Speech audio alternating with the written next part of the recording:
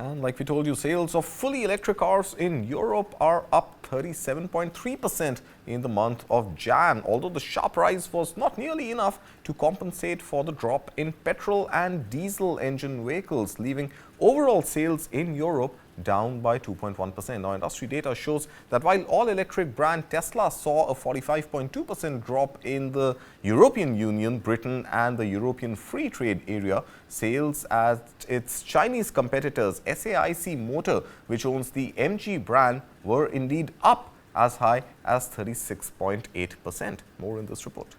New car sales in Europe were down by over 2% in January.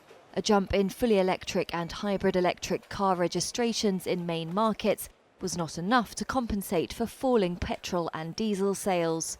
Industry data showed on Tuesday that overall sales in France, Italy, Germany and Britain were all down from last year. Only Spain recorded year-on-year increase among top-selling nations. The EU executive will present auto sector plans at the beginning of March, following talks with automakers, unions and interest groups. Car makers are struggling to compete with Chinese rivals and are bracing for US tariffs.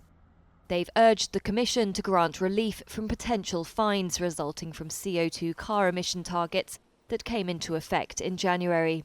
Some automakers have increased the prices of petrol engine models to encourage EV adoption, but the industry fears customers will simply buy fewer cars.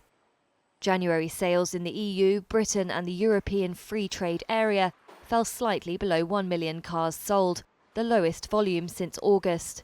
Registrations at Volkswagen and Renault grew by 5.3% and 5.4% respectively, while they fell by 16% at Stellantis. In the EU, sales fell by 2.6%, even as the registrations of battery electric and hybrid electric cars grew by 34% and 18.4% respectively. US President Donald Trump has raised tariffs on aluminium and steel and threatened a 25% tariff on imports from Mexico and Canada, as well as on all autos and semiconductors.